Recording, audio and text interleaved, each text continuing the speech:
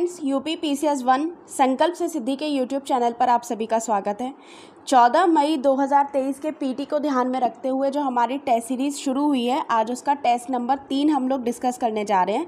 तो चलिए शुरुआत करते हैं। देखिए, पहला क्वेश्चन आपका दे रखा है, निम्न कथनों पर विचार कीजिए। 2 कथन आपके दे रखे हैं, जिसमें फर्स्ट है स्मार्ट कार्यक्रम की शुरुआत आयुष मंत्रालय ने की। दूसरा कथन दे रखा है, इसका उद्देश्य स्वास्थ्य क्षेत्र में वैज्ञानिक अनुसंधान को बढ़ावा देना है। तो इनमें से कौन सा कथन सही है ये बताना है।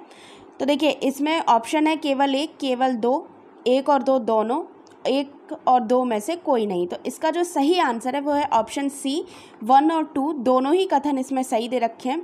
स्मार्ट का जो फुल फॉर्म है याद रखिएगा, SMART का फुल फॉर्म है scope for man streaming Ayurveda research in teaching professionals. अगले प्रश्न पर चलते हैं। मध्य अफ्रीकी देश इक्वेटोरियल गिनी का पहली महिला पीएम के रूप में किसे नियुक्त किया गया है? तो इसके ऑप्शन है थियोदारो ओबियांग निगुएमा, बी है अल्फांसो ओबियांग, सी है मैनुएला रोका बोटी और डी है फ्रांसिस्को आसू। तो इसका जो सही आंसर है वो है ऑप्शन सी, यानी कि मैनुएला रोका बोटी। अगले प्रश्न पर चलते हैं। किसे हाल ही में ब्रिटेन में इंडिया यूके अचीवर्स ऑनर्स द्वारा लाइफ टाइम अचीवमेंट अवार्ड से सम्मानित किया गया है? ऑप्शन है ए निर्मला सीतारमण, बी मनमोहन सिंह, सी पीयूष गोयल और डी रघुराम राजन। तो इसका जो सही आंसर है वो है ऑप्शन बी, मनमोहन सिंह जी को ये अवार्ड दिया गया है और उन्हें उनके आर्थिक और राजनीतिक योगदान के लिए ये प्रदान किया है। अगले प्रश्न पर चलते हैं। भारत के पहले भूकंप स्मारक का उद्घाटन कहाँ पर किया गया है? ऑप्शन है ए जम्मू, बी शिमला, सी भुज और डी देहरादून। तो इसका सही आंसर है सी भुज। अगला क्वेश्चन दे रखा है, हाल ही में किसे ICC emerging women cricketer of the year से 2022 चुना गया है? ऑप्शन है रेणुका ठाकुर, बी शेफाली वर्मा, सी सोफिया डंकली और डी है आपका चार्ली डीन। तो इसका जो सही आंसर है वो है आपका ऑप्शन नंबर ए, यानी कि रेणुका ठाकुर को ये दिया गया है। अगले क्वेश्चन पर चलते हैं। 6वां क्वेश्चन है हमारा, 9वीं विश्व आयुर्वेद कांग्रेस और आरोग्य एक्सपो का विषय क्या होगा? ऑप्शन है एक स्वास्थ्य के लिए Ayurveda, B Ayurveda for all, C है आधुनिक दुनिया के लिए प्राचीन आयुर्वेद और डी है सतत दुनिया। तो इसका जो सही आंसर है 6 का जो आंसर है वो है ऑप्शन ए, एक स्वास्थ्य के लिए आयुर्वेद। इसका जो आयोजन है वो गोवा के पणजी में किया गया था 8 से 11 दिसंबर के बीच।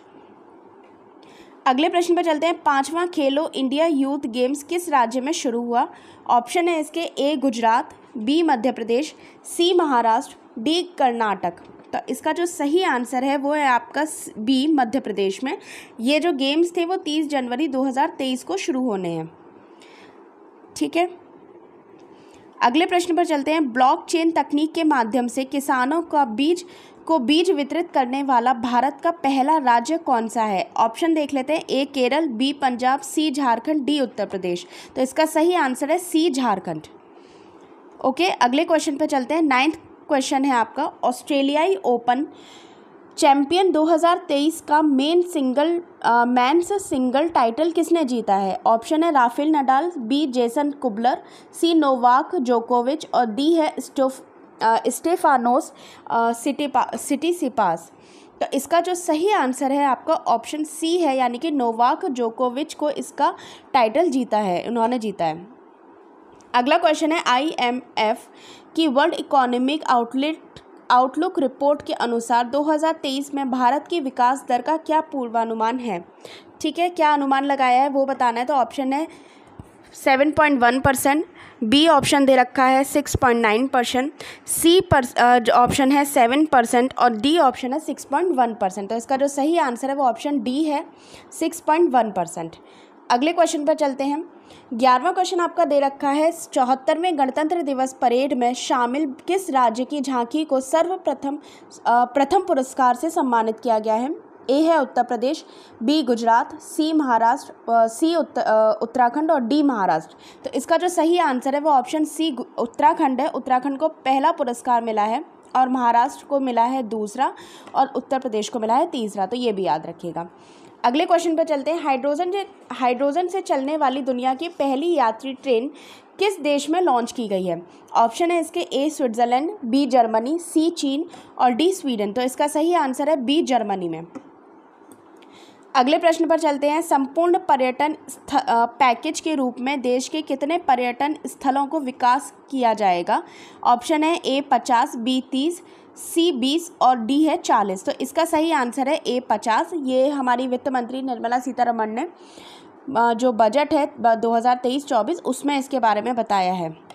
अगले प्रश्न पर चलते हैं। हाल ही में SCO संयुक्त आतंकवाद रोधी अभ्यास किस शहर में आयोजित किया गया है? तो ऑप्शन है इसका ए महू, बी पुणे, सी मानेसर, डी श्रीनगर। तो इसका जो सही आंसर है वो है आपका सी मानेसर में, हरियाणा के मानेसर में इसका आयोजन किया गया था। SCO की फुल फॉर्म याद रखिएगा, शंघाई कॉरपोरेशन ऑर्गेनाइजेशन। अगले क्वेश्चन पर चलते हैं। रेल मंत्रालय ने किस साल तक कार्बन तटस्थ बनने के लिए 5 आयामी योजनाओं की रूपरेखा तैयार की है?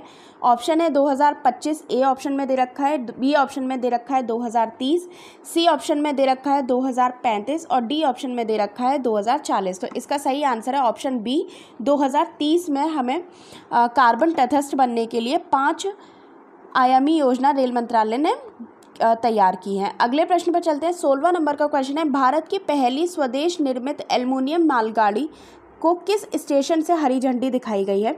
ऑप्शन है ए भुवनेश्वर, बी नई दिल्ली, सी हावड़ा और डी है आपका अनंतपुर। तो इसका जो सही आंसर है वो है आपका ए भुवनेश्वर। भुवनेश्वर से इसको हरी झंडी दिखाई गई है। इसका जो निर्माण है यानी कि स्वदेश रूप में जो इसका निर्माण किया गया है वो RDSO, हिंडोल्को और बेस्को के सहयोग से किया गया है। अगले प्रश्न पर चलते हैं। किस देश ने हाल ही में अंतर्राष्ट्रीय सौर गठबंधन फ्रेमवर्क समझौते पर हस्ताक्षर किया है? 17वां क्वेश्चन आपका दे रखा है जिसमें ऑप्शन है ए वियतनाम, बी उरुग्वे, सी कांगो गणराज्य और डी केन्या। तो इसका जो सही आंसर है वो है ऑप्शन सी कांगो गणराज्य को इसमें हाल ही में शामिल किया गया है। इसकी जो स्थापना हुई थी यानी कि इसका जो गठन हुआ था 2015 में भारत और फ्रांस के सहयोग से हुआ था पेरिस में। साथ ही साथ इसका हेडक्वार्टर आप याद रखिएगा, भारत में हेडक्वार्टर है और गुड़गांव में है। चलिए अगले प्रश्न पर चलते हैं। हाल ही में किस पश्चिमी एशियाई देश में एक राजसी हिंदू मंदिर का उद्घाटन किया गया है? ऑप्शन है ए कुवैत, बी ओमान, सी कतर और डी संयुक्त अरब अमीरात। तो इसका जो सही आंसर है वो है आपका ऑप्शन डी संयुक्त अरब अमीरात। अगले प्रश्न पर चलते हैं। 37वां राष्ट्रीय खेल किस राज्य में आयोजित होंगे? 19 क्वेश्चन था ये हमारा। उसमें ऑप्शन दे रखे हैं ए हरियाणा, बी गोवा, सी पश्चिम बंगाल और डी है पंजाब। तो इसका जो सही आंसर है वो है ऑप्शन बी गोवा। अगला क्वेश्चन चलते हैं। 20वां क्वेश्चन है हमारा। भारतीय अंतरिक्ष अर्थव्यवस्था किस वर्ष $13 अरब तक पहुंचने के लिए तैयार है? तो इसके ऑप्शन है ए 2030, बी 2025, सी 2032 और डी है 2035। तो इसका जो सही आंसर है वो 2025 है, या ध्यान रखिएगा, काफ़ी इंपॉर्टेंट क्वेश्चन है ये। अगले प्रश्न पर चलते हैं। हाल ही में भारतीय वायुसेना में शामिल किए गए लाइट कॉम्बैट हेलीकॉप्टर का नाम क्या है? ऑप्शन है ए ध्रुव, बी महाराणा, सी प्रचंड और डी है विक्रम। तो इसका जो सही आंसर है वो है आपका सी प्रचंड। प्रचंड को हाल ही में लाइट कॉम्बैट हेलीकॉप्टर के रूप में शामिल किया गया है भारतीय वायुसेना में। अगले क्वेश्चन पर चलते हैं। विश्व का सबसे बड़ा जंगल सफारी पार्क किस राज्य में स्थापित किया जाएगा? ऑप्शन है आपके ए हरियाणा, बी मध्य प्रदेश, सी कर्नाटक और डी असम। तो इसका जो सही आंसर है वो आपका है ए हरियाणा। हरियाणा में इसे हरियाणा में इसको स्थापित किया जाएगा। ये गुड़गांव और नूहू जो जिला है उसको कवर करेगा। अगले क्वेश्चन पर चलते हैं। 23वां क्वेश्चन है। दानूर किस देश का चंद्र मिशन है? ऑप्शन आपके दे रखे हैं। ए जो ऑप्शन है वो है UAE, बी है सऊदी अरब, सी है दक्षिण कोरिया और डी है जापान। तो इसका जो सही आंसर है वो है आपका ऑप्शन सी यानी कि दक्षिण कोरिया का मिशन है दानूर। अगले क्वेश्चन पर चलते हैं। प्रधानमंत्री मोदी ने निम्नलिखित में से किसके साथ संयुक्त रूप से मिशन लाइफ लॉन्च किया है? ऑप्शन आपके दे रखे हैं डॉक्टर टेड्रोस घेब्रेयेसस, बी है आपका इंगर एंडरसन, सी है अचिम स्टेनर और डी है आपका एंटोनियो गुटेरस। तो इसका जो सही आंसर है वो है आपका डी एंटोनियो गुटेरस, जो यूनाइटेड नेशन के महासचिव भी हैं, उनके द्वारा पर्यावरण के लिए जीवन शैली का शुभारंभ के तौर पर इस मिशन को शुरू किया गया है और इसे नर्मदा नदी के पास केवड़िया में स्टैच्यू ऑफ यूनिटी के पास लॉन्च किया गया है। अगले प्रश्न पर चलते हैं। निम्नलिखित में से कौन पूरी तरह से भारत का पहला डिजिटल साक्षर ग्राम पंचायत बन गया है? तो इसके ऑप्शन है ए अंपाबल्ली, बी पुल्लमपुर, सी पोटांगी और डी है आपका गंगाराजपुर। तो इसका जो सही आंसर है वह है आपका ऑप्शन बी पुल्लमपुर। ये केरल राज्य में है, याद रखिएगा। अगले क्वेश्चन पे चलते हैं। 26 क्वेश्चन है। इंटरनेशनल क्रिकेट के 3 फॉर्मेटों में शतक जड़ने वाले सबसे युवा क्रिकेटर कौन है? ऑप्शन आपके दे रखे हैं ए ईशान किशन, बी सूर्य कुमार यादव, सी शुभमन गिल और डी है आपका पृथ्वी शॉ। तो इसका सही आंसर है ऑप्शन सी शुभमन गिल। अगले क्वेश्चन पर चलते हैं। आपका 27वां क्वेश्चन है। भारत का दूसरा नैनो यूरिया संयंत्र किस जिले में स्थापित किया जाएगा?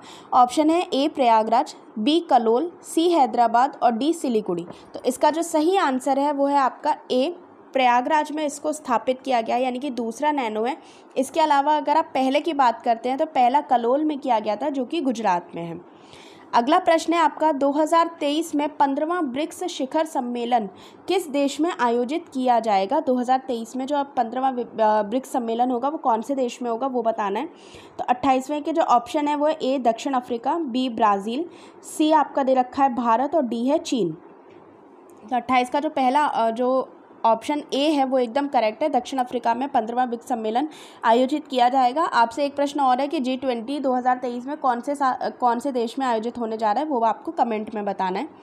अगले प्रश्न पर चलते हैं। 29वां क्वेश्चन है। निम्नलिखित में से किसने अपने विचारों का प्रसार तहजीब उल अखलाक नामक पत्रिका में किया था? ऑप्शन है ए मौलाना मोहम्मद अली, बी मौलाना अबुल कलाम आज़ाद, सी सर सैयद अहमद खां और डी है खान अब्दुल गफ्फार खां। तो इसके चारों ऑप्शन हमने देख लिए हैं। इसके जो करेक्ट आंसर है वो है option C Sir Syed Ahmad Khan. अगले क्वेश्चन पर चलते हैं। 30वां क्वेश्चन है। स्ट्रैची आयोग का गठन किस उद्देश्य से किया गया था? ऑप्शन ए है शिक्षा के सुधार के लिए, बी ऑप्शन है भू राजस्व में निर्धारण हेतु, सी है अकाल के कारणों का आकलन करने के लिए और डी है कारखानों में मजदूरों की दशा का आकलन करने के लिए। तो इसका जो सही आंसर है वो ऑप्शन सी है, अकाल के कारणों का आकलन करने के लिए इस आयोग का यानी कि स्ट्रैची आयोग का गठन किया गया था। ये इस समय जो 1880 के आसपास की बात है, क्योंकि 1876 से 1878 के बीच काफ़ी भयंकर अकाल पड़ा था, जिसके कारण ही 1880 में जो उस समय लिटिन थे, लिटिन के काल में स्ट्रैची आयोग का गठन किया गया था और इसी के आधार पर 1833 में जो अकाल संहिता बनी थी उसी के आधार पर प्रांतीय अकाल संहिता का भी निर्माण किया गया था। अगले प्रश्न पर चलते हैं। 31वां क्वेश्चन है। निम्नलिखित कथनों पर विचार कीजिए। Indian national trade union Congress की स्थापना भारतीय स्वतंत्रता से 6 महीने पहले की गई थी। दूसरा कथन है इसके प्रथम अध्यक्ष सरदार वल्लभ भाई पटेल थे। इन दोनों में से कौन सा कथन सही है ये बताना है। तो देखिए इसका जो आंसर होगा उसमें पहला कथन जो दे रखा है इसमें 6 महीने दे रखा है, 6 की जगह 3 महीने होंगे। इसके अलावा जो दूसरा कथन है वो एकदम करेक्ट है, सरदार वल्लभ भाई पटेल ही इसके जो अध्यक्ष थे। ठीक है, और इसके अलावा आप ये भी याद रखिएगा कि Indian national trade union Congress की स्थापना अहमदाबाद टेक्सटाइल लेबर एसोसिएशन और हिंद मजदूर सेवक संघ का विलय करके की गई थी। तो इस हिसाब से हमें सही ऑप्शन बताना था, तो इसके अकॉर्डिंग जो हमारा आंसर होगा वो ऑप्शन बी सही होगा, यानी कि केवल बी ही करेक्ट है और 1 वाला इनकरेक्ट है, यानी कि गलत है। अगले क्वेश्चन पर चलते हैं। आपका अगला क्वेश्चन 32वां क्वेश्चन है। निम्नलिखित में से किस आंदोलन के अंतर्गत संयुक्त प्रांत में लगान अदा न करने का सशक्त आंदोलन चलाया गया था? ऑप्शन है आपके ए असहयोग आंदोलन, बी ऑप्शन दे रखा है स्वदेशी आंदोलन, सी ऑप्शन है सविनय अवज्ञा आंदोलन और डी ऑप्शन है आपका भारत छोड़ो आंदोलन। यहाँ पर सी ऑप्शन होगा, ई लिखा है, मिस प्रिंटिंग हो गई है। ठीक है, तो इसका जो सही आंसर है 32 का जो आपका सही आंसर होगा वो है ऑप्शन सी, यानी कि सविनय अवज्ञा आंदोलन। अगले प्रश्न पर चलते हैं। निम्नलिखित में से कौन सी मांग गांधी जी के 11 सूत्रीय मांगों में शामिल नहीं थी? ऑप्शन है ए नमक कर में 50% की कमी की जाए, बी लगान में 50% की कमी जाए, सी रक्षात्मक शुल्क लगाए जाएं और डी है सिविल सेवा और सैन्य सेवा में 50% की कमी की जाए। तो इसका जो सही आंसर है वो है आपका ऑप्शन ए, यानी कि ए जो है यानी कि नमक में 50% की कमी की जाए, ये 11 सूत्री मांगों में शामिल नहीं था क्योंकि नमक पर हमें पूरी तरीके से कर को ख़त्म करना था। और 11 सूत्री मांगें किसके काल में दी गई थी? ये इरविन के काल में दी गई थी, याद रखिएगा। अगला क्वेश्चन है हुमायूं द्वारा लड़े गए युद्धों का कालक्रम सजाइए। तो इसमें जो 4 युद्ध दे रखे हैं, पहला है सरहिंद का युद्ध, दूसरा है बिलग्राम का युद्ध, तीसरा है देवरा का युद्ध और चौथा युद्ध आपका दे रखा है चौसा का युद्ध। तो देखिए ये देखिएगा, जो देवरा का युद्ध हुआ था वो 1531 में हुआ था। इसके अलावा आप अगर देखते हैं जो चौसा का युद्ध हुआ था वो 1539 में हुआ था, ठीक है। इसके बाद अगर आप देखते हैं तो बिलग्राम का युद्ध जो हुआ था 1540 में हुआ था और जो सरहिंद का युद्ध हुआ था वो 1555 में हुआ था। तो इसके हिसाब से आप याद रखिएगा। सब पहला क्वेश्चन होगा उसका ऑप्शन हम देख लेते हैं। इसके अकॉर्डिंग ऑप्शन सी जो है हमारा वो एकदम करेक्ट होगा। सबसे पहले हुआ था आपका देवरा का युद्ध, उसके बाद हुआ था आपका चौसा का युद्ध यानी कि 3, 4, उसके बाद हुआ था दूसरा बिलग्राम का युद्ध और फिर उसके बाद हुआ था आपका 1 यानी कि सरहिंद का युद्ध। और सरहिंद के युद्ध में याद रखिएगा हुमायूं ने सूरी जो शासक था सिकंदर उसको पराजित करके दिल्ली पर पुनः उसकी गद्दी हथिया ली थी।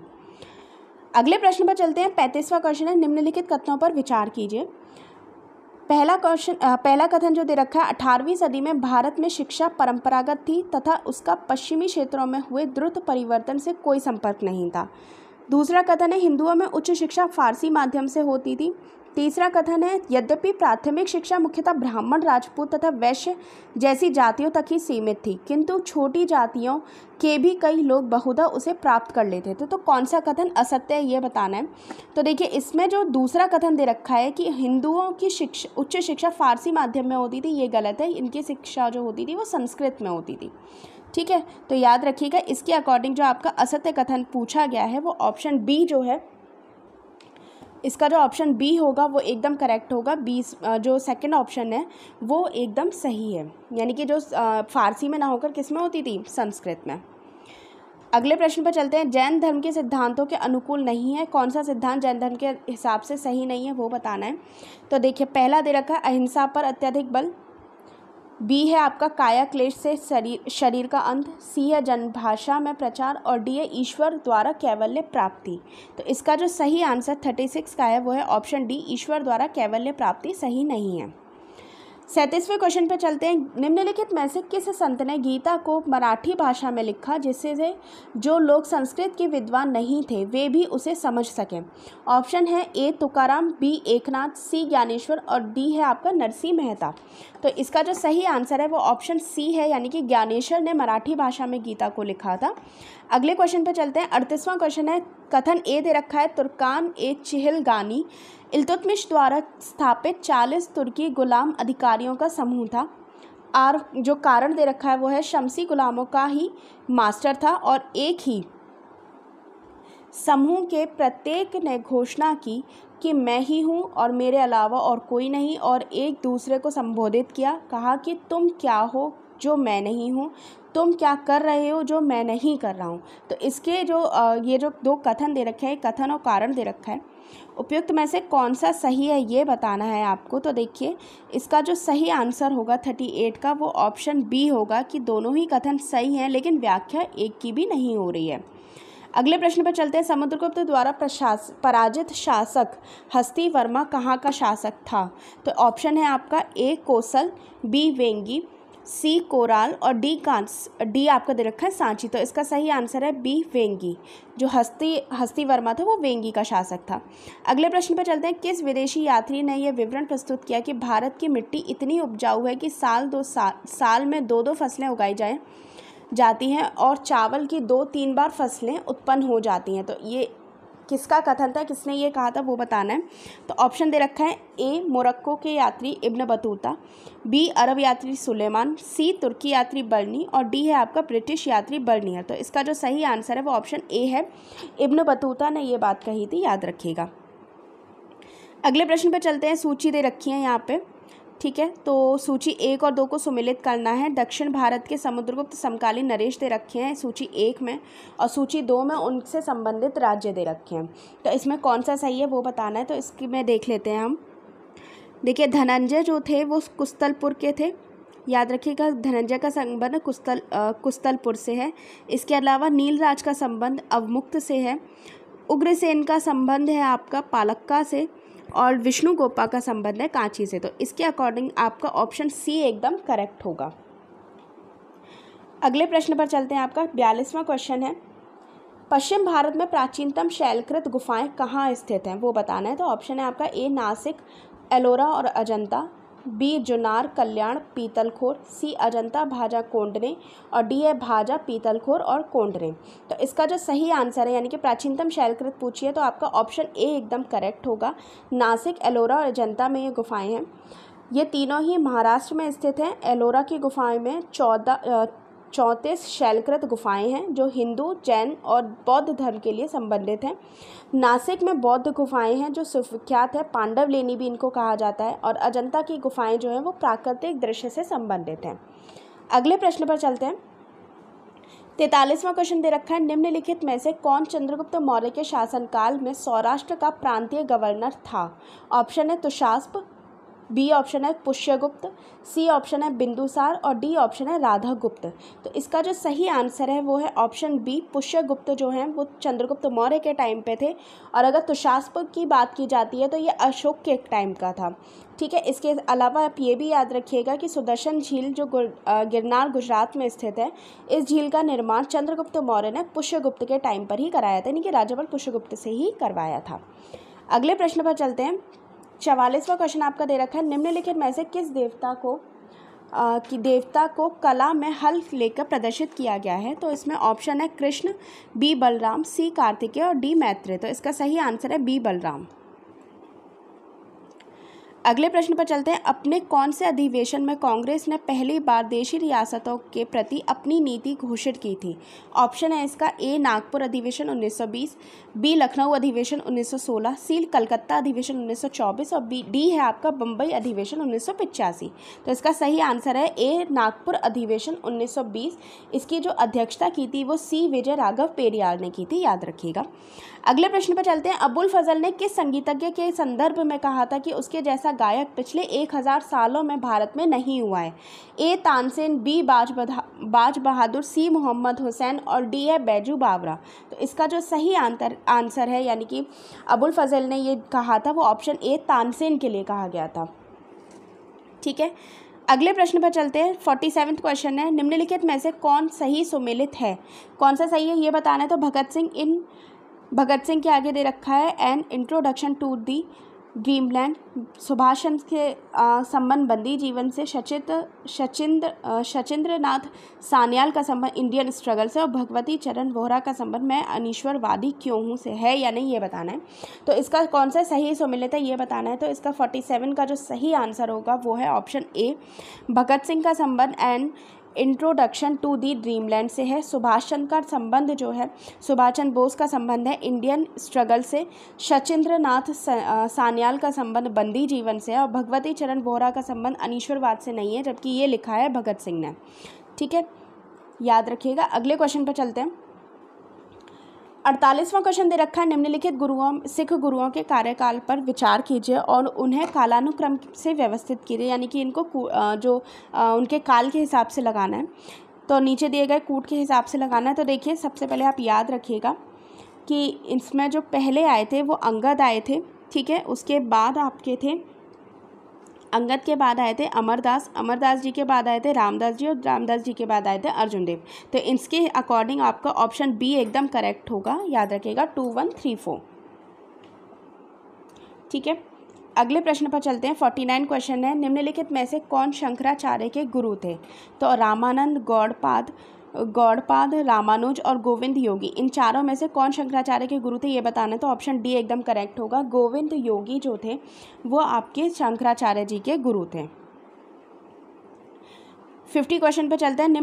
निम्न को कालानुक्रम से लगाइए और नीचे दिए गए कूट का सही उत्तर दीजिए। तो दांडी मार्च, जलियांवाला बाग नरसंहार, भारत छोड़ो आंदोलन और स्वदेशी आंदोलन, इन चारों में से कौन सा सही है वो बताना है, मतलब कालानुक्रम से लगाना है। तो देखिए सबसे पहले आप याद रखिएगा स्वदेशी आंदोलन हुआ था 1905 में, ठीक है।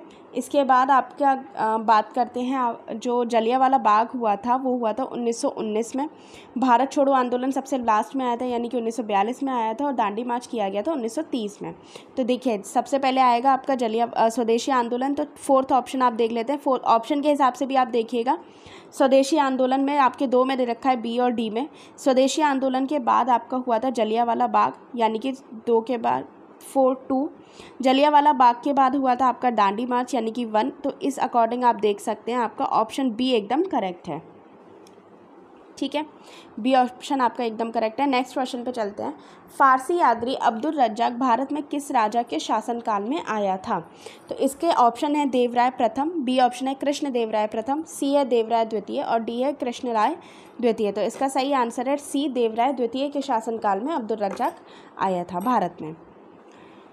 अगले प्रश्न पर चलते हैं। निम्नलिखित में से किस अधिनियम के द्वारा भारत परिषद को समाप्त कर दिया गया था? ऑप्शन है मार्ले मिंटो सुधार 1909, बी ऑप्शन दे रखा है भारत सरकार अधिनियम 1919, सी ऑप्शन है भारत सरकार अधिनियम 1935 और डी ऑप्शन आपका दे रखा है भारतीय स्वतंत्रता अधिनियम 1947। तो इसका जो सही आंसर है 52वें का सही आंसर होगा वो है भारत सरकार अधिनियम 1935। इसी के माध्यम से आपका जो भारतीय परिषद है उसे समाप्त कर दिया गया था। अगले प्रश्न पर चलते हैं। निम्नलिखित में से कौन बौद्ध धर्म और जैन धर्म दोनों में समान रूप से विद्यमान थे? तप और भोग का अति परिहार, बी है आपका वेद प्रमाण के प्रति अनास्था, सी है कर्मकांडों की फलवत्ता का निषेध और चौथा आपका दे रखा है प्राणियों की हिंसा का निषेध, यानी कि अहिंसा।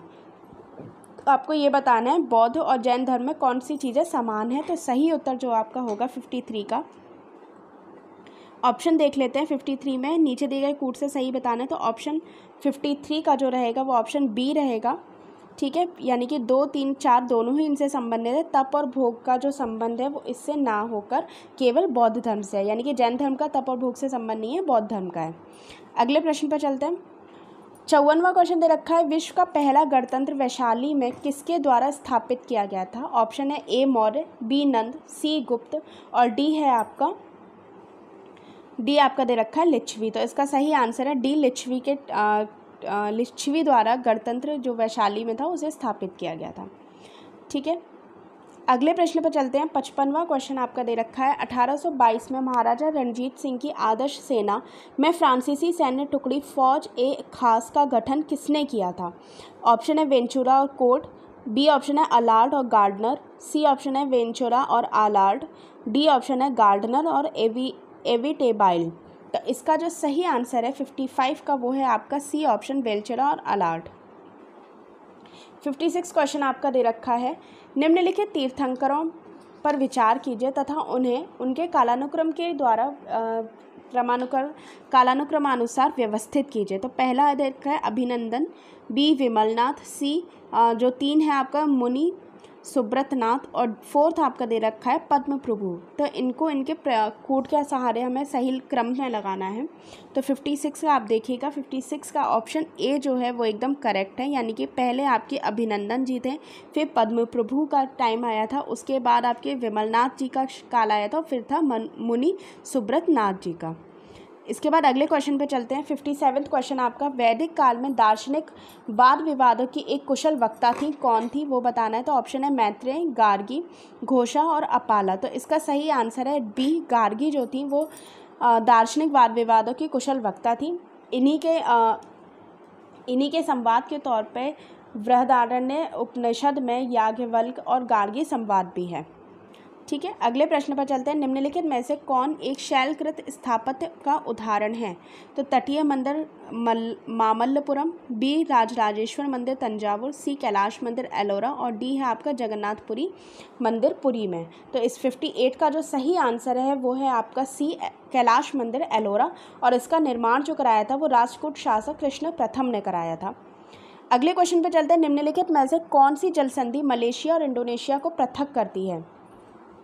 ऑप्शन दे रखा है ए सुंडा जल संधि, बी है मलक्का जल संधि, सी है आपका बास जल संधि और डी है आपका सुंगारू जल संधि। तो इसका जो सही आंसर है 59 का वो है ऑप्शन बी, मलक्का जल संधि जो है वो मलेशिया और इंडोनेशिया को अलग करती है।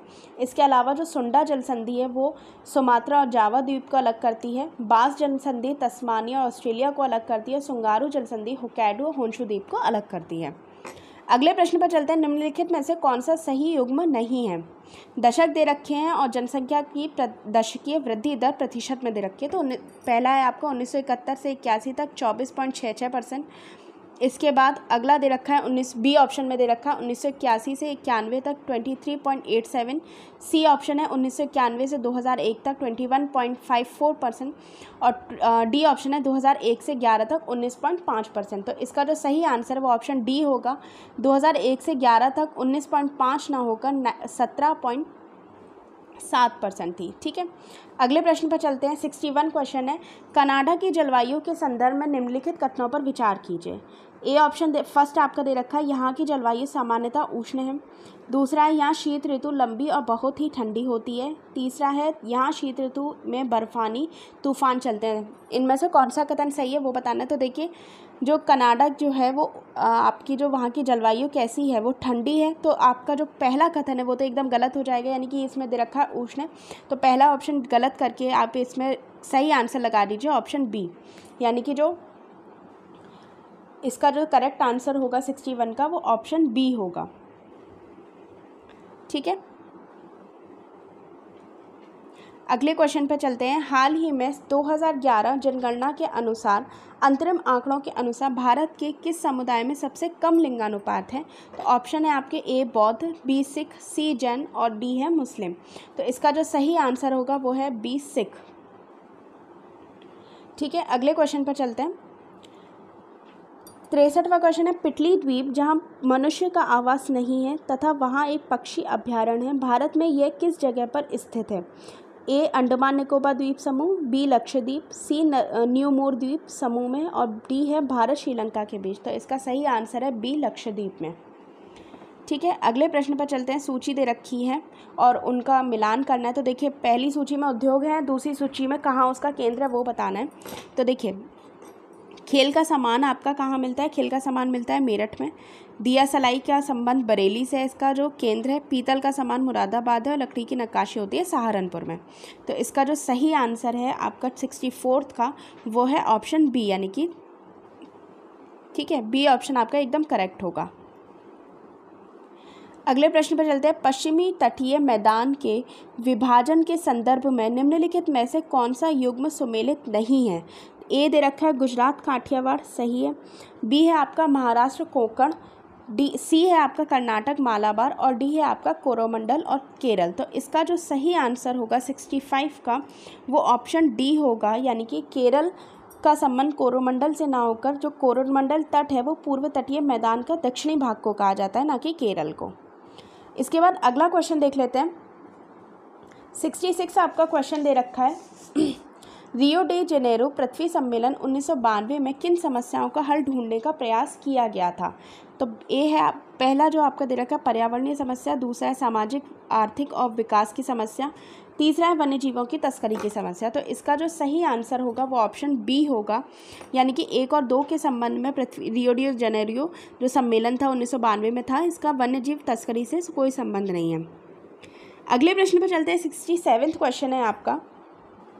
निम्नलिखित में से कौन सी स्थलाकृतियाँ नदियों के द्वारा निक्षेपित पदार्थों से बनी होती है?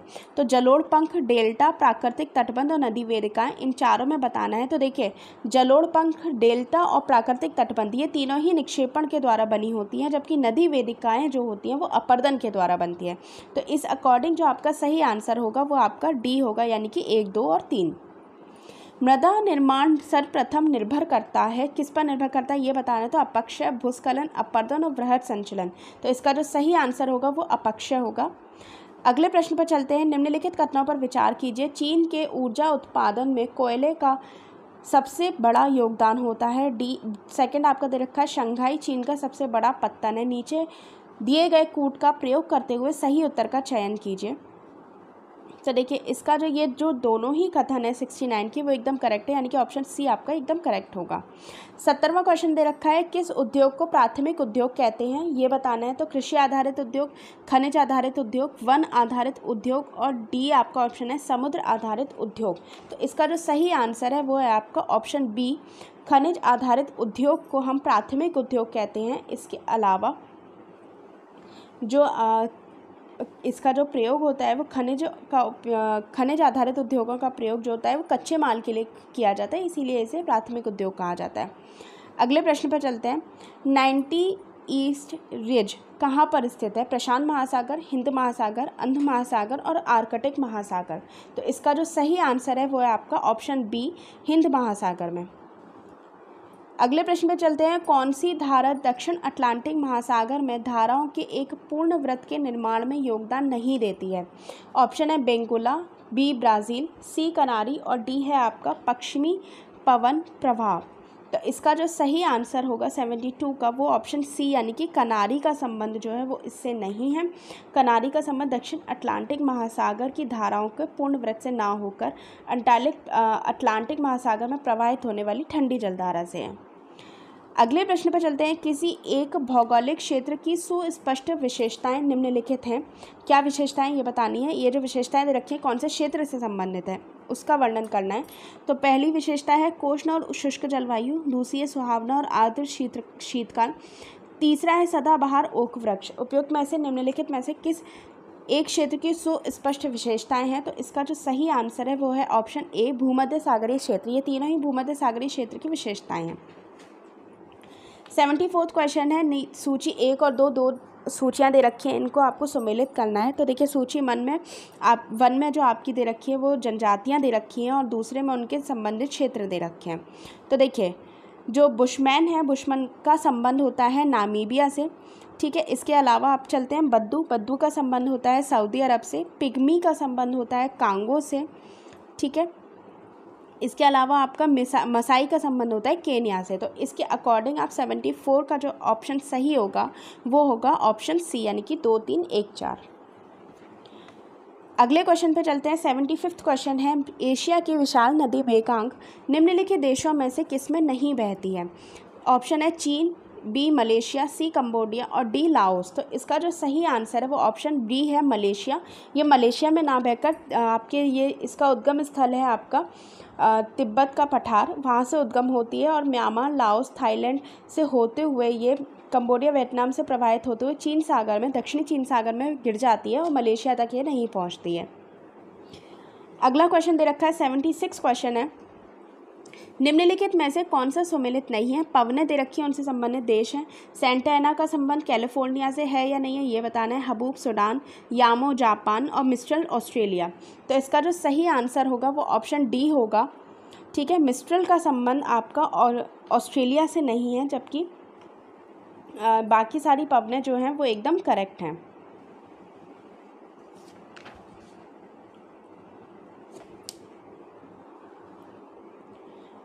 अगले प्रश्न पर चलते हैं। 77 क्वेश्चन आपका दे रखा है।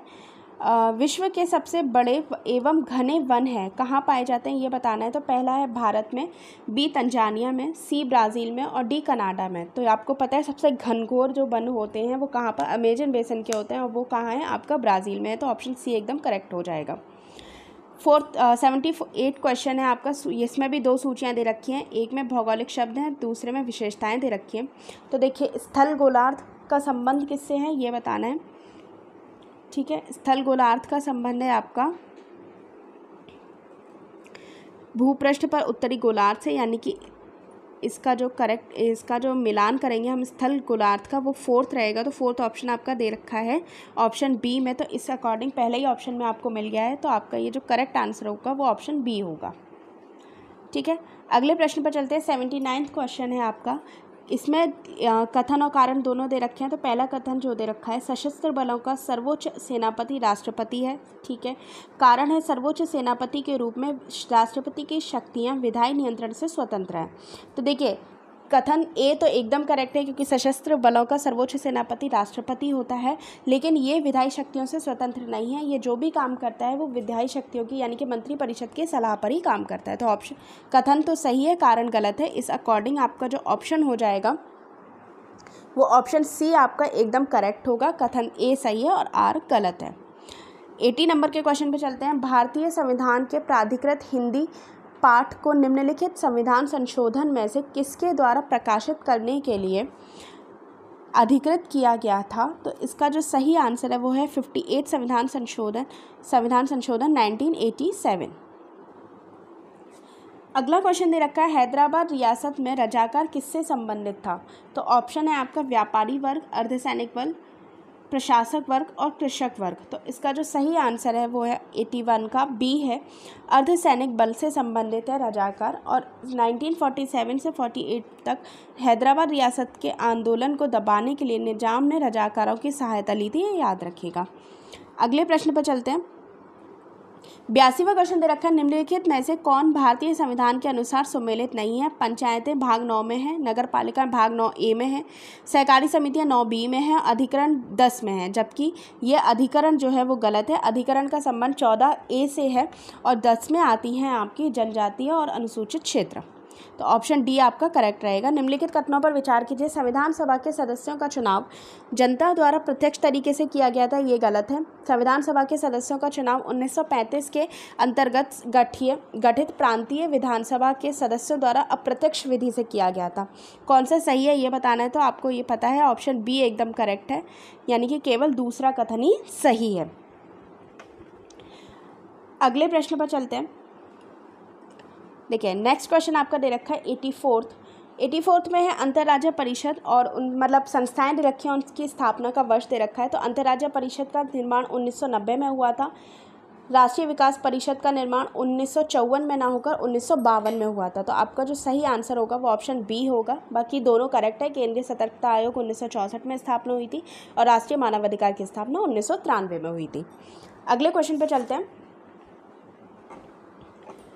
नेक्स्ट क्वेश्चन दे रखा है आपका निर्वाचन आयोग के संदर्भ में कौन सा विचार करना है। इसमें 5 कथन दे रखे हैं। मतदाता सूचियां बनाना, दूसरा है आचार संहिता लागू करवाना, तीसरा है मतदान तथा गणना की तिथि घोषित करना, चौथा है चुनाव परिणामों की घोषणा करना और 5वां है चुनावों की अधिघोषणा करना। तो इसमें से कौन सा सही है ये बताना है। तो इसके जो ऑप्शन डी है वो एकदम करेक्ट है, यानी कि ये 5 ही कथन सही दे रखे हैं। अगले प्रश्न पर चलते हैं। निम्नलिखित में से कौन सा या कौन से कथन संविधान के एक जीवंत दस्तावेज मानने के लिए तर्कसंगत हैं? पहला 2 कथन दे रखे हैं, उसमें से हमें बताना है कि कौन सा ऐसा है जिसे हम पता कर सकते हैं कि जो संविधान है वो जीवंत है। ठीक है, तो कथन 1 दे रखा है, यह दस्तावेज समय समय पर उत्पन्न होने वाली परिस्थितियों के अनुरूप काम करता है। दूसरा, जीवंत प्राणी की तरह ही यह अनुभव से सीखता है। तो 86 का जो सही आंसर होगा वो ऑप्शन होगा सी, यानी कि दोनों ही करेक्ट हैं। अगले प्रश्न पर चलते हैं। 87वां क्वेश्चन है, निम्नलिखित कथनों पर विचार कीजिए। लोकसभा तथा विधानसभा की चुनाव प्रक्रिया हेतु first pass the post system को अपनाया गया है। First pass the post system में अन्य प्रत्याशियों की तुलना में जिसे अधिक वोट प्राप्त होते हैं उसे विजय घोषित किया जाता है। तो 87 का जो क्वेश्चन है उसका जो करेक्ट आंसर होगा वो दोनों ही सही हैं, यानी कि इसमें से कोई भी कथन असत्य नहीं है। तो इस अकॉर्डिंग आपका ना तो 1 और ना ही 2 ये आंसर होगा, यानी कि ऑप्शन डी एकदम करेक्ट है। 88 क्वेश्चन को देख लेते हैं। स्वतंत्रता प्राप्ति के समय राष्ट्र के सामने क्या क्या मुख्य चुनौतियां थीं? क्या क्या चुनौतियां थी जो स्वतंत्रता के टाइम पे हमारे जो निर्माता थे उनको झेलनी पड़ी थी? तो पहला है आपका एकता के सूत्र में भारत को गढ़ने की, लोकतंत्र को कायम रखने की, समावेशी विकास की, आतंकवाद से मुक्ति की। तो इसका जो सही आंसर होगा वो ऑप्शन आपका होगा 1, 2 और 3, यानी कि ऑप्शन बी एकदम करेक्ट होगा। आतंकवाद से लड़ने की चुनौती उस समय नहीं थी, लेकिन वर्तमान में पूछी जाए तो आतंकवाद से लड़ने की भी चुनौती है हमारे देश में, पर यहाँ तो तत्कालीन बात हो रही है। तो ऑप्शन सी आपका एकदम करेक्ट होगा। ऑप्शन बी जो 1, 2, 3 है वो करेक्ट होगा। अगले प्रश्न पर चलते हैं। 89 क्वेश्चन आपका दे रखा है, भारत का राष्ट्रपति लोकहित या संविधान की व्याख्या से संबंधित किसी विषय को सर्वोच्च न्यायालय के पास परामर्श हेतु भेज सकता है। दूसरा है सर्वोच्च न्यायालय लोकहित या संविधान की व्याख्या से संबंधित किसी विषय पर सलाह ना तो सलाह देने के लिए बाध्य है और ना ही राष्ट्रपति को सलाह मानने के लिए बाध्य होगा। तो इसका जो करेक्ट आंसर होगा 89 का वो ऑप्शन सी होगा, यानी कि दोनों ही कथन सत्य हैं। और जो भारत का संविधान है उसके आर्टिकल 143 के तहत भारत के राष्ट्रपति सर्वोच्च न्यायालय से विधि या तथ्य से संबंधित सलाह को मांग सकते हैं। 90वां क्वेश्चन दे रखा है, संविधान के किस अनुच्छेद के अंतर्गत अपराधों के लिए दो सिद्धि के संबंध में नागरिकों के लिए संरक्षण की व्यवस्था की गई है? तो इसका जो करेक्ट आंसर होगा ऑप्शन डी होगा, अनुच्छेद 20, और ये अनुच्छेद 20 के अंतर्गत मूल अधिकार है, याद रखिएगा। 91वां क्वेश्चन है, कार्यपालिका के संबंध में निम्नलिखित कथनों पर विचार कीजिए और नीचे दिए गए कूट की सहायता से सही उत्तर का चयन कीजिए। दो कथन दे रखे हैं, ये विधायिका द्वारा स्वीकृत नीतियों और कानूनों को लागू करने के लिए उत्तरदायी होता है। सेकंड आपका दे रखा है, सरकार के प्रधान और उनके मंत्रियों को राजनीतिक कार्यपालिका कहा जाता है। तीसरा है, दैनिक प्रशासन के लिए उत्तरदायी व्यक्तियों को स्थायी कार्यपालिका कहा जाता है। और फोर्थ आपका है, कार्यपालिका में केवल राष्ट्रपति, प्रधानमंत्री या मंत्री ही शामिल होते हैं। तो देखिए इसमें पूछा क्या गया है वो एक बार देख लीजिए, कौन सा सही है वो बताना है, यानी कि इसमें कौन सा सही है ये बताना है 91 में। तो इसका जो करेक्ट आंसर होगा वो आपका होगा ऑप्शन सी, 1, 2, 3 सही है, लेकिन कार्यपालिका में केवल राष्ट्रपति, प्रधानमंत्री या मंत्री शामिल नहीं होते। इसके अंतर्गत जो आपकी जो स्थायी मंत्रिमंडल होता है, यानी कि जो पूरा जो प्रशासनिक ढांचा होता है वो भी इसके अंतर्गत शामिल होता है, याद रखिएगा। ऑप्शन है आर। अगला क्वेश्चन आपका दे रखा है 92वां, निम्न में से कौन सा कथन राज्य के नीति निर्देशक तत्वों में शामिल नहीं है? ऑप्शन है आपका ए, कृषि और पशुपालन को आधुनिक व वैज्ञानिक प्रणालियों से संगठित करना। बी है, मजदूरों के काम करने तथा रहने की अनुकूल परिस्थितियाँ। सी ऑप्शन है, समान कार्य के लिए महिलाओं और पुरुषों के लिए समान वेतन। और डी है आपका, देश में कहीं भी घूमने, कहीं भी बसने या आवास की सुविधा देना। तो 92वां क्वेश्चन है, 92वां क्वेश्चन का जो सही आंसर है वो ऑप्शन डी होगा। जो डी क्वेश्चन डी आपका जो दे रखा है वो नहीं है, क्योंकि ये नीति निर्देशक तत्व ना होकर मूल अधिकार है। ओके, अगले प्रश्न पर चलते हैं। 93वां क्वेश्चन है आपका, सूची 1 और सूची 2 दे रखी है, इसमें से बताना है। देखिए, सर्वोच्च न्यायालय की रिट संबंधी जो अधिकार है वो अनुच्छेद 32 में दे रखे हैं। उच्च न्यायालयों के रिट संबंधी अधिकार अनुच्छेद 226 में है आपके, ठीक है। ये किस में दे रखा है आपका, उच्च न्यायालय 226 में दे रखा है। उच्चतम न्यायालय के अपने आदेश और निर्णय का पुनर्वलोकन कर सकता है, ये अनुच्छेद 137 में। उच्च न्यायालय की स्थापना और गठन दे रखा है आपका अनुच्छेद 124 में। तो इस अकॉर्डिंग आप देखेंगे तो ऑप्शन ए एकदम करेक्ट होगा, ठीक है। अगले क्वेश्चन पर चलते हैं। 94वां क्वेश्चन है, निम्नलिखित में निम्न कथन ए व कारण आर को पढ़िए और नीचे दिए गए कूट की सहायता से सही उत्तर का चयन कीजिए। तो कथन दे रखा है, स्कूली शिक्षा प्रत्येक भारतीय का अधिकार बन चुका है। आर है, भारतीय संविधान के मौलिक अधिकारों की सूची में शिक्षा के अधिकार को शामिल किया जा चुका है। तो ये दोनों ही कथन आपके सही हैं और व्याख्या भी इसकी सही है। तो इसके अकॉर्डिंग आपका जो सही आंसर होगा वो ऑप्शन ए होगा, ठीक है। 86वें संविधान संशोधन अधिनियम के द्वारा 14 साल की आयु तक के बच्चों के लिए निःशुल्क शिक्षा, अनिवार्य शिक्षा मौलिक अधिकारों के अनुच्छेद 21A में शामिल की गई है। 95वां क्वेश्चन आपका दे रखा है, निम्नलिखित कथनों पर विचार कीजिए। राज्यसभा कभी भंग नहीं होती, यह संसद का स्थायी सदन है। जब लोकसभा भंग होती है तब राज्यसभा की बैठक भी नहीं बुलाई जा सकती। कौन सा कथन सही है ये बताना है। तो इसका जो कथन है वो एक सही है, यानी कि राज्यसभा कभी भंग नहीं होती है, ये स्थायी सदन है। लेकिन ये गलत है कि लोकसभा भंग हो जाती है, राज्यसभा की बैठक नहीं होती। इस अकॉर्डिंग देखा जाए तो आपका ऑप्शन जो एक है, यानी कि 95 का केवल एक यही सही है। अगले क्वेश्चन पे चलते हैं। 96 क्वेश्चन है, निम्नलिखित में से उन क्षेत्रों की पहचान कीजिए जो फ्रांस के अधीन थे और बाद में भारत के अंग बने। इसमें 5 दे रखे हैं, यनम पहले पे, दूसरे पे पांडुचेरी, तीसरे पे दादर नागर हवेली, चौथे पे कराईकल और 5वें पे माहे। तो इसका जो सही आंसर होगा वो आपका होगा ऑप्शन सी 1, 2, 4, 5, यानी कि यनम, पांडुचेरी, कराईकल और माहे ये चारों ही जो थे फ्रांस के अधीन थे, जबकि दादर नागर हवेली का संबंध फ्रांस से ना होकर पांडिचेरी से था, फ्रांस से ना होकर पुर्तगाल से था, ठीक है।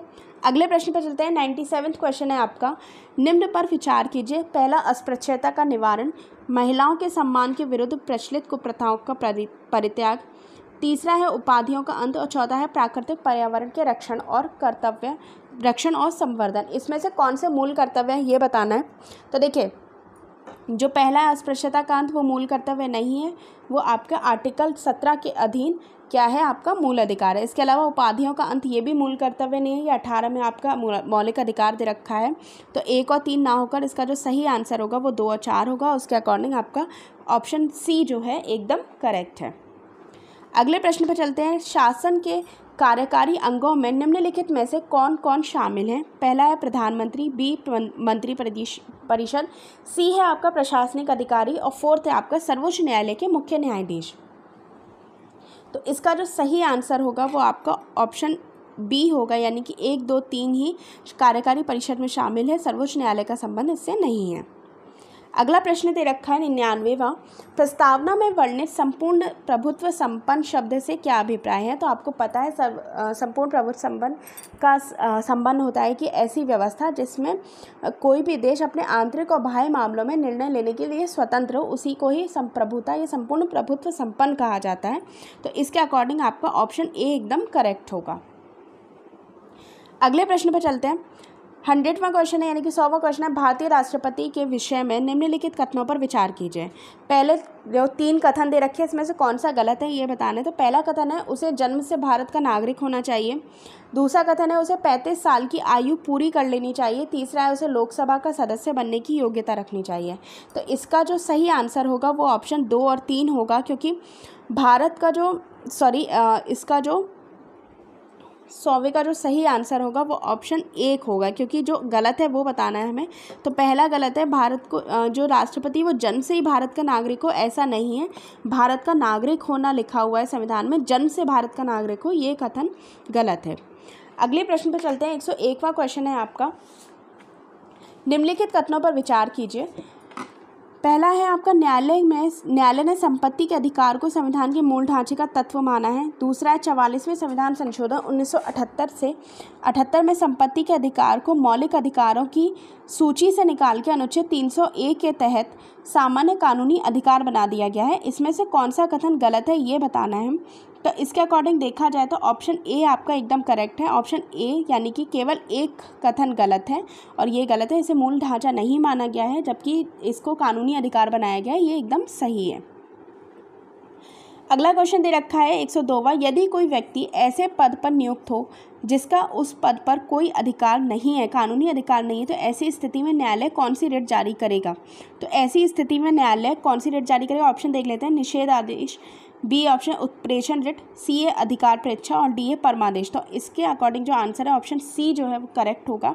अधिकार प्रेक्षा जो है वो न्यायालय रिट जारी करता है। 103वां क्वेश्चन है, विश्व के कुछ भागों में विद्यमान पशुओं का फुट एंड माउथ रोग किसके कारण होता है? ए जीवाणु के कारण, बी फंगस के कारण, सी प्रोटोजोआ के कारण और डी आपका दे रखा है आप विषाणु के कारण। तो इसका सही आंसर है ऑप्शन डी, यानी कि विषाणु के कारण ये होता है। 104वां क्वेश्चन है, कलाय खंज अधिक मात्रा में खाने से होता है, क्या खाने से होता है? तो ये होता है आपका खेसरी दाल के खाने से। अगले प्रश्न पर चलते हैं। एक महिला के चलने के दौरान सैंडल टूटने से पैर में मोच आ जाती है, इस स्थिति से प्रभावित होने वाला कौन सा अंग है? तो आप देखिए, ऑप्शन है पैर की मांसपेशियां, बी है पैर का कंडरा, सी है आपका एड़ी की स्नायु और डी है एड़ी की कंडरा। तो इसका जो सही आंसर होगा 105 का वो ऑप्शन सी होगा, एड़ी के स्नायु प्रभावित होगा। उसके बाद 106वां क्वेश्चन है, चार्ल्स डार्विन के जैव विकास के सिद्धांत में प्रमुख आधार निम्न में से कौन से हैं? पहला है जीवन संघर्ष, बी योग्यतम की उत्तरजीविता, सी है आपका प्राकृतिक चयन, डी फोर्थ है आपका उत्परिवर्तन, 5 है आपका विभिन्नताओं एवं इनकी वंशागति और 6 आपका दे रखा उपार्जित अंगों की लक्षणों की वंशागति। तो इसमें से कौन सा डार्विन से संबंधित है? तो देखिए, उत्परिवर्तन को याद रखिएगा, ये ह्यूगो डी ब्रीच से संबंधित है और इसके अलावा उपार्जित लक्षणों के सिद्धांत जो है वो लेमार्क से संबंधित है। यानी कि आप वो ऑप्शन हटा दीजिए जिसमें 1 और 6 हो, यानी कि 4 और 6 दे रखा हो, तो 4 और 6 किसमें नहीं है? बी ऑप्शन में नहीं है। 1, 2, 3, 5 ये दोनों ये सही है, यानी कि ऑप्शन बी एकदम करेक्ट होगा। निम्नलिखित में से कौन सा कार्बन का अपरूप है? 3 दे रखे हैं आपका, हीरा, ग्रेफाइट, फुलेरिन और ये 3 दे रखे हैं, इसमें से कौन सा सही है? तो देखिए, तीनों ही कार्बन के अपरूप हैं, यानी कि ऑप्शन जो आपका डी होगा वो एकदम करेक्ट हो जाएगा। अगले प्रश्न पर चलते हैं। अगला प्रश्न है भोजन का विषाक्त होना यानी कि बाटुलिज्म किस स्पीशीज के संदूषण से उत्पन्न होता है? तो ए है एजेटोबैक्टर, बी है लैक्टोबैसिलस, सी आपका दे रखा है क्लोस्ट्रीडियम और डी है आपका राइबोजियम। तो इसका जो सही आंसर है वो है आपका ऑप्शन सी क्लोस्ट्रीडियम। अगला प्रश्न है 109वां क्वेश्चन है निम्नलिखित में से कौन सा रेडियो एक्टिव कण नहीं है? तो alpha beta gamma radio active कण होते हैं, लेकिन डेल्टा रेडियो एक्टिव कण ना होकर ये 3 क्वार्क से मिलकर बनना है। अगले प्रश्न पर चलते हैं 110वां क्वेश्चन है बंद कथनों पर विचार करना है। पहला कथन दे रखा है बंद विद्युत परिपथ में विद्युत धारा की दिशा में विद्युत सेल के टर्मिनल के धनात्मक सिरे से ऋणात्मक सिरे की ओर चल होती है। दूसरा कथन है 2 या 2 से अधिक सेलों से बने संयोजन को बैटरी कहते हैं। ठीक है, बैटरी कहते हैं। इसमें सेल का धन टर्मिनल दूसरे सेल के ऋण टर्मिनल से संयोजित किया जाता है। इसमें से कौन सा कथन सही है ये बताना है। तो देखिए ये दोनों ही कथन सही हैं, इस अकॉर्डिंग आपका ऑप्शन सी एकदम करेक्ट हो जाएगा। अगले प्रश्न पर चलते हैं टिंडल प्रभाव उत्पन्न होता है, किससे उत्पन्न होता है ये बताना है। तो कोलाइडी कणों द्वारा प्रकाश के प्रकीर्णन की घटना है ये। घने जंगल में वितान में सूर्य के प्रकाश के गुजरने पर कोलाइडी कणों के प्रकाश के अपवर्तन की घटना है। तो देखिए टिंडल जो प्रभाव है वो प्रकाश के अप्रकीर्ण की घटना है, यानी कि ऑप्शन जो आपका सही होगा वो 1 और 2 होगा। ठीक है, इसमें ऑप्शन में जो आपकी ये 4 की जगह 3 है। ठीक है, याद रखिएगा।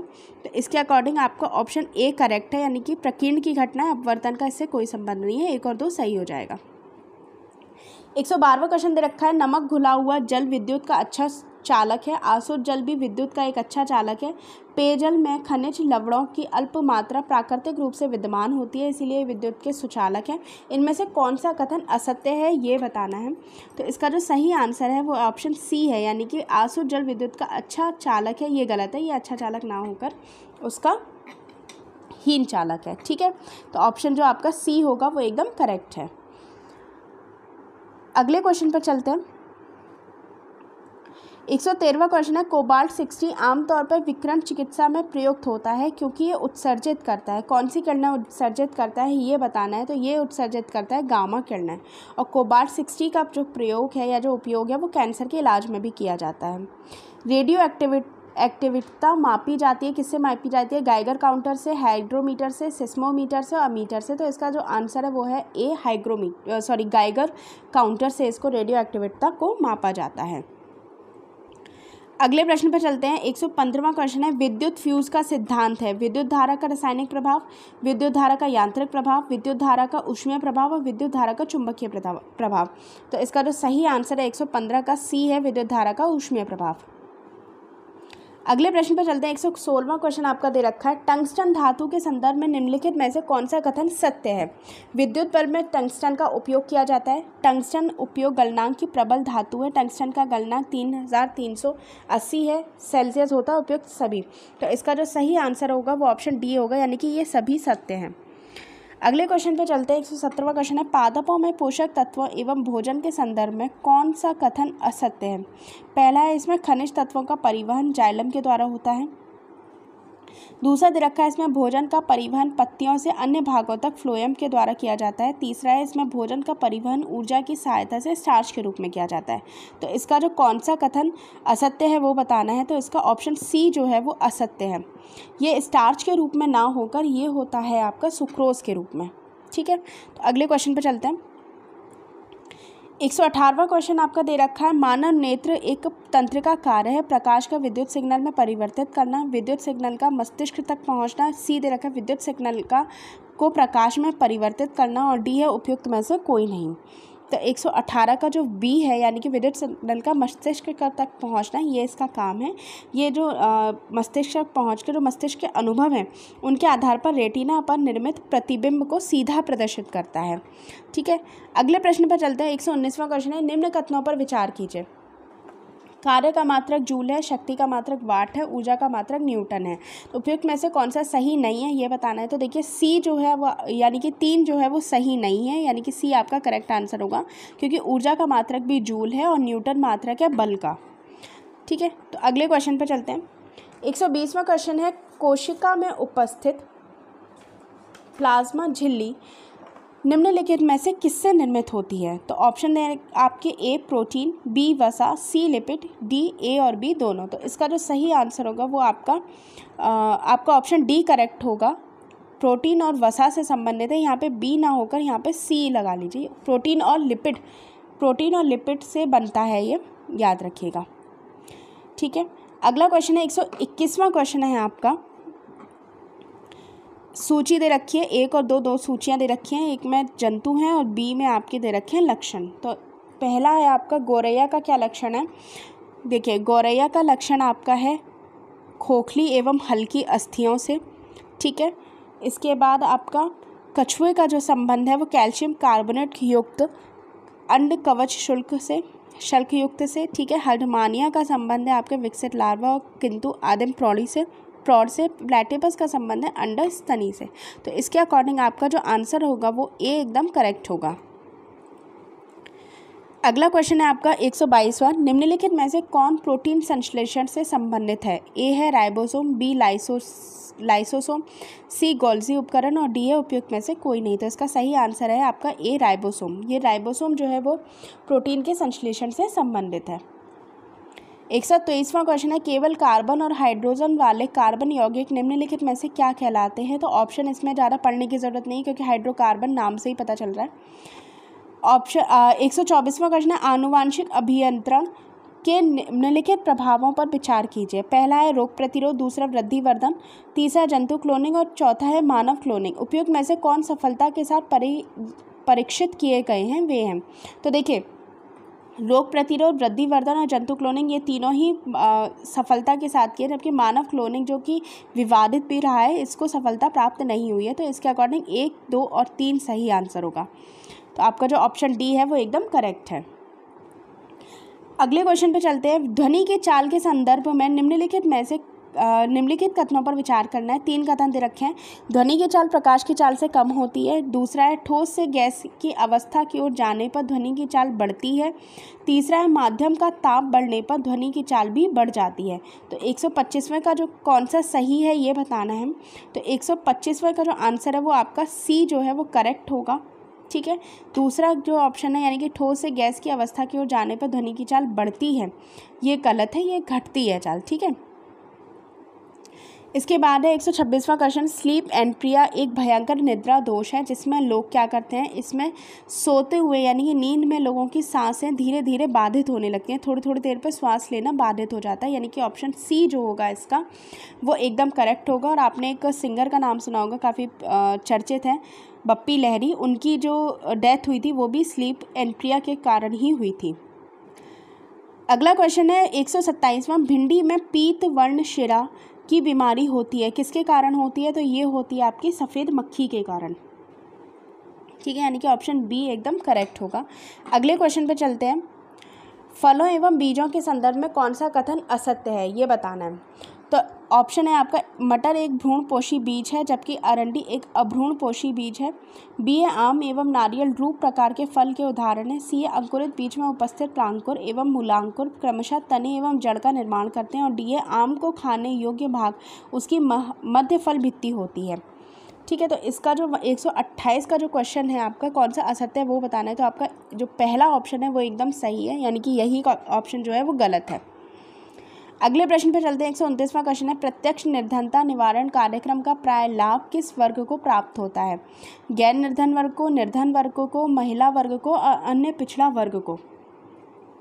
तो 129वां का जो आंसर है वो आपका गैर निर्धन वर्ग यानी कि ऑप्शन ए करेक्ट होगा। अगले प्रश्न पर चलते हैं। 130वां क्वेश्चन है भारत सरकार द्वारा निर्धनता निवारण हेतु त्रिआयामी कार्यक्रम अपनाए गए हैं, इसमें निम्नलिखित में से कौन से घटक शामिल हैं? तो 130 में 3 घटक आपके दे रखे हैं। न्यूनतम आधारभूत सुविधाएं उपलब्ध कराना, संवर्धी आधारित रणनीति, ठीक है, उसके अलावा आपका दे रखा है रोजगार संबंधी योजनाओं का विकास। तो इसमें ये तीनों ही घटक इसमें शामिल हैं, यानी कि ऑप्शन आपका डी सही होगा। ठीक है,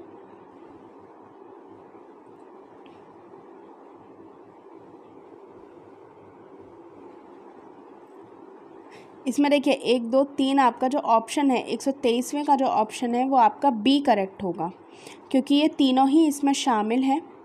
ठीक है, यानी कि 1, 2, 3 दोनों ही तीनों ही हैं। इसमें आपका पूछ रखा है भारत सरकार द्वारा निर्धनता निवारण हेतु त्रिआयामी कार्यक्रम अपनाए गए, इनमें से निम्नलिखित में से कौन से घटक शामिल हैं? तो न्यूनतम आधारभूत सुविधाएं उपलब्ध कराना, ये भी शामिल है। समृद्धि आधारित रणनीति, ये भी शामिल है। और तीसरा है रोजगार संबंधी योजनाओं का विकास।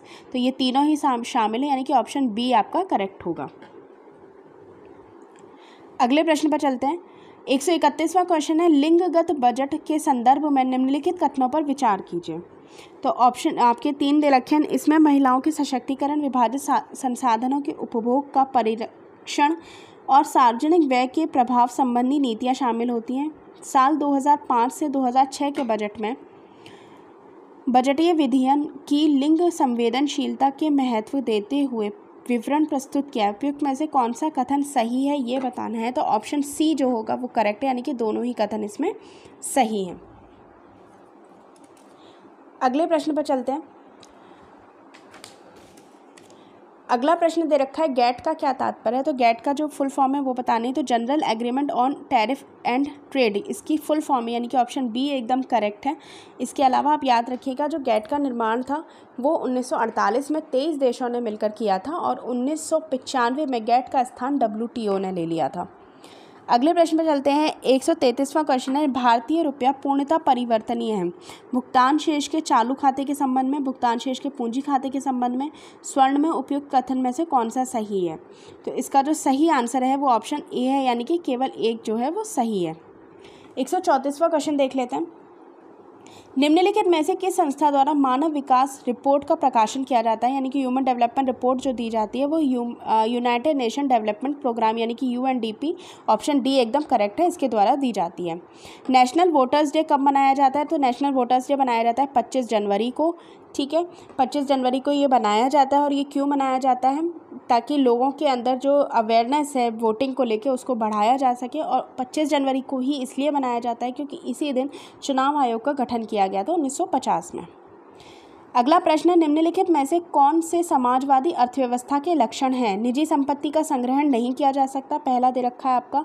दूसरा है इसमें समाज की आवश्यकताओं के अनुरूप वस्तुओं का उत्पादन होता है। तीसरा इस व्यवस्था में आर्थिक गतिविधियां सामाजिक सिद्धांत द्वारा निर्देशित होती हैं। तो आपका जो ऑप्शन है 136वें का जो आंसर है वो आपका चौथा सही होगा, यानी कि ये तीनों ही समाजवादी से संबंधित हैं। अगला है 137वां क्वेश्चन भारत में ग्रामीण क्षेत्रों में शहरों की ओर प्रवसन पलायन का एक निम्न में से सर्व प्रमुख कारण है। इन तीन कारण दे रखे हैं, उसमें से सबसे ज़्यादा इम्पॉर्टेंट कारण कौन सा है वो बताना है। तो पहला है गाँव में तकनीकी शिक्षा का अभाव, दूसरा है गांव में बेरोजगारी का उच्च स्तर, तीसरा है शहरों में रहने और बसने की प्रबल भावना, और चौथा है ए और सी। तो इसका जो सही आंसर होगा वो आपका ऑप्शन बी होगा कि बेरोजगारी की दर अलग ज़्यादा होती है, इसीलिए लोगों का शहर की तरफ पलायन होता है। 138वां क्वेश्चन है कौन सी पंचवर्षीय योजना महालनोबिस मॉडल पर आधारित है?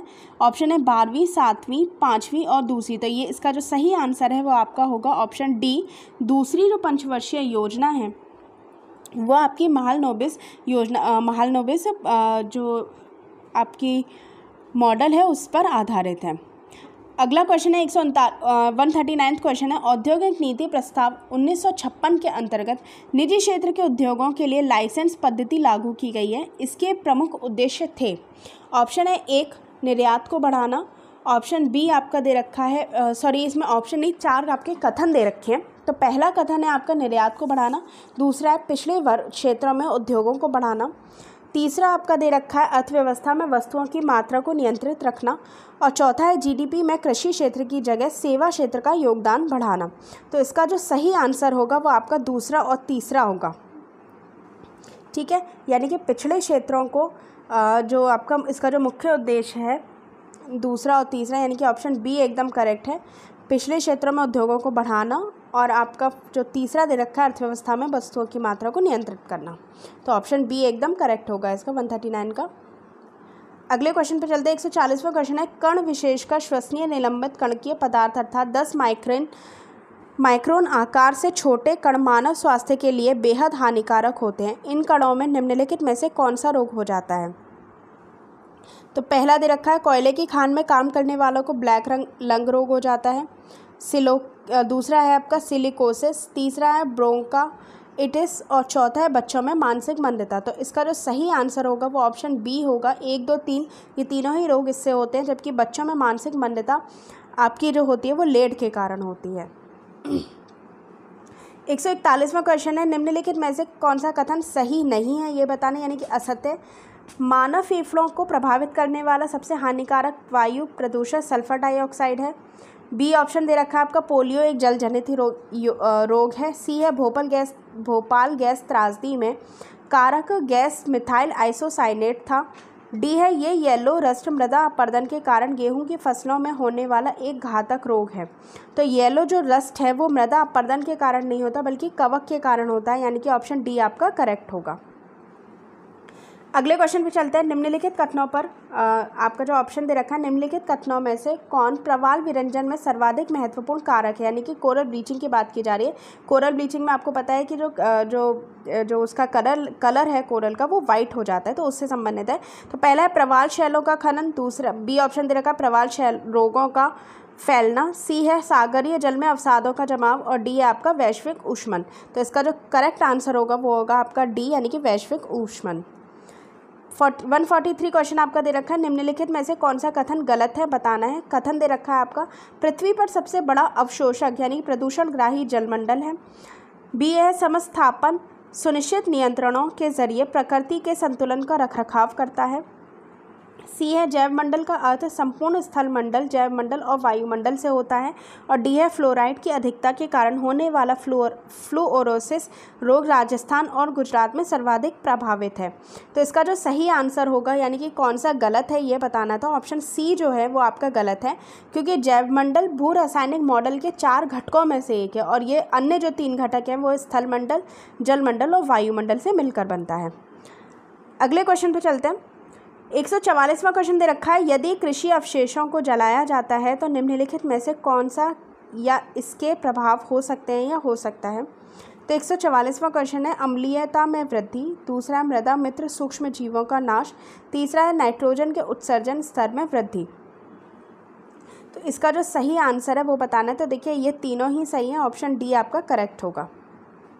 अगला प्रश्न है आपका 145वां, निम्नलिखित प्रदूषकों पर विचार कीजिए। पहला है सल्फर डाइऑक्साइड, दूसरा नाइट्रोजन ऑक्साइड, तीसरा है भूस्तरीय ओजोन।